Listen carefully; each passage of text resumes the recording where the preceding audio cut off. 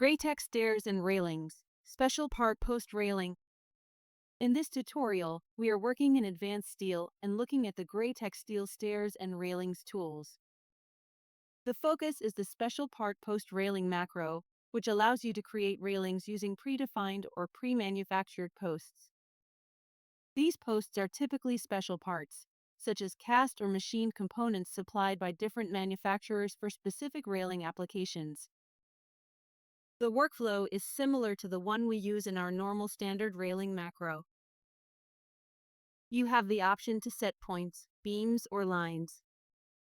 In this example, the railing is created from a series of lines placed around the perimeter of the slab, which are used to define the railing path and overall boundary layout.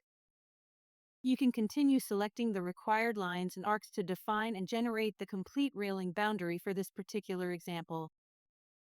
After selecting all the required lines, you have the option to connect the railing to existing objects in the model, such as beams, by following the prompts displayed on screen. In this example, no connected objects or post base points have been selected in the current model. As a result, these prompts are skipped because there is no relevant geometry to evaluate. The railing is then generated around the slab perimeter based on the initially created lines. These lines serve as the alignment path for the railing. At first, it looks similar to a standard railing, but the post is an advanced steel special part. The posts used by this macro are defined and stored in the Special Parts Manager. Inside the railing dialog, the structure is similar to the standard railing dialog, but the post selection works differently. Instead of selecting a standard profile, you select a manufacturer, category, and post type linked to the Special Parts Manager. The manager includes a dedicated post category and a series of sample posts that demonstrate the available options. By default, a straight post can be applied. Sloped posts can also be used, for example on stair railings. If the railing follows a stair angle, the sloped post should be predefined in the Special Part Manager. The next important area is post positioning. In this example, the post was generated from the line and placed directly over the top of the line. You can apply a positive or negative offset to move the posts away from the initial boundary. Post distribution follows the same logic as in the standard railing. It can be controlled by segments or by total length, with projected distance options also available. Additional settings are available for distributing posts along the arc. When distribution is set by segment, the tree structure becomes active and allows you to adjust the segment values.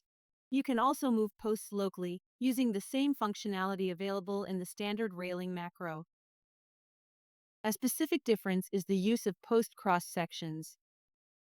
These cross-sections are predefined in the Special Parts Manager and describe the relevant edges, faces, and perimeter references of the post.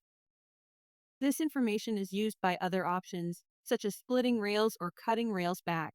It gives us a face or edge distance that we can use as a positioning reference to locate the connection at a specific point. The same principle applies to straightened slope posts. Moving to the handrails, you still have access to a profile selector for the top rail. If a top rail is not required, it can be turned off. However, the rail height values are driven by the Special Part Manager because they are part of the post definition. The same split options are available, including splitting by max distance or by post. Middle rails are also based on the information defined in the Special Part Manager. You can still change the tube size and use the available split options, just as you would in the standard railing macro. Kick rails can also be enabled.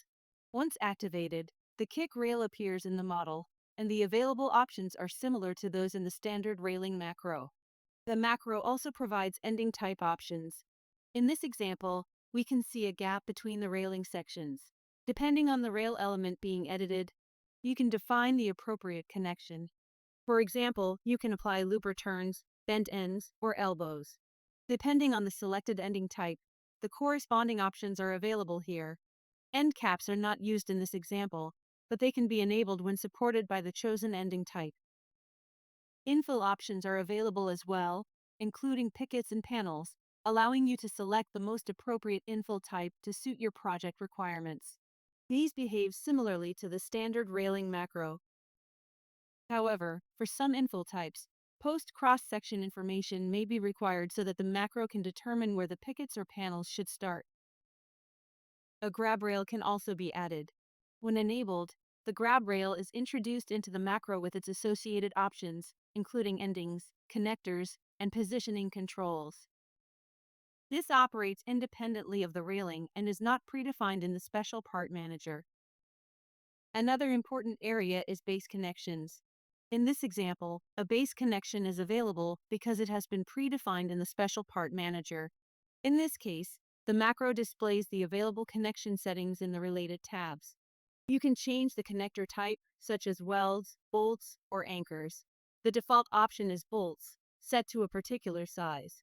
The positioning is predefined and controlled, so it cannot be adjusted from this dialog. We do have options available. If you return to the post settings and select a different post type, you'll find the corresponding option available here.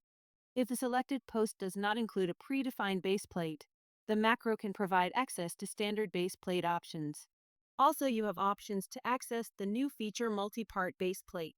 By changing this setting, you gain access to the standard post connection options, allowing you to configure the various parameters and connection properties as required. Hole definitions can also be adjusted, for example when changing a round hole to a slotted hole. Handrail connections work slightly differently. Some elements are predefined and cannot be controlled directly from the section, although certain parameters can still be adjusted. Some options depend on the selected post type. Kickrail and grab rail connections remain available where applicable.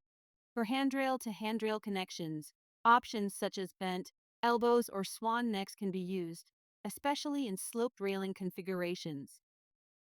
The completed railing configuration can be stored in the library and reused later. The main post geometry is controlled through the Special Part Manager, while the railing macro is used to configure the railing around it. In conclusion, this gives a flexible way to create railings based on predefined special part posts in Graitec steel stairs and railings.